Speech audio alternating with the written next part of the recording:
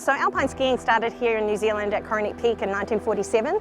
It's really proud to be the home of alpine ski racing in New Zealand, a proud partner with Snowsports New Zealand. This is a real pinnacle event for New Zealand athletes, the FIS New Zealand Alpine Nationals. We have giant slalom, slalom and super G, and across those three events is the national title, which is a really coveted title to have your name on the trophy for. Big international field, 126 athletes, and our top New Zealanders are racing today who are also global athletes. Go the Kiwis! Gosh, I think it must have been nearly 13 years ago when I finished racing. It makes me want to get back into the start gate. It's a winter sport on the mountains, and this is the life. If you want to ski bluebird days all day long, then you're probably in the wrong sport. Yeah, it's just part of it, what we do.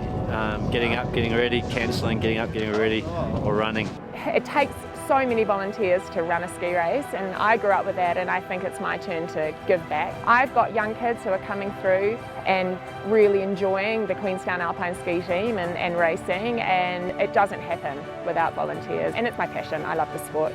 With the likes of our wonderful skiers that we've got at the moment, and we're so lucky to have top racers that my kids and the other young racers can look up to. It throws so many different challenges at the racers, and it takes someone who is really able to handle those different situations to be able to do well, especially on a day like this. We have to train a lot. It's a lot of hours, a lot of early mornings, and then on race day it's that added pressure as well, so yeah, a lot of work goes into it. First run was okay, and then second run it got really bumpy, so it was quite difficult, but you've got to race in difficult conditions, so it's good to do. Yeah, I'm really happy. Yeah, I knew I could have probably skied a little bit better in the second run, but I'm really happy to take away the title, which is really nice. I think I'm just really passionate and I really like to compete, the atmosphere, so yeah, I've had a really good season, so I'm really stoked.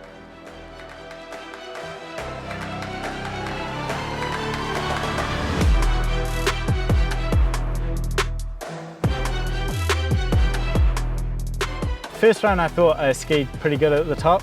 It's a challenging slope, it's quite steep with lots of terrain, so I think I handled that pretty well, and then carried some good speed onto the flat and moved up a few spots from my bib number, which is what you always want. Second run, yeah, I skied the top all right, was a little foot steery, wasn't carrying as much speed, and then got a little squash with the forces through a compression turn, and that cost me a bit of speed, but overall I'm pretty happy with how I skied, and I got the national title. We gained it back, so that was a good feeling. I'm happy to have it. There were definitely like the New Zealand heroes and the good ski racers when I was growing up, so like Simon Wee Rooteny, and then even Ben Griffin when I was a bit older, who's skiing pretty fast. They've motivated me. Thought if they could do it, then I could too. And I coached for a Whistler Cup, which is a national youth race, and that's where I get the idea of how ski racing is going in New Zealand, and there's some real talent coming through there, and it's cool to see.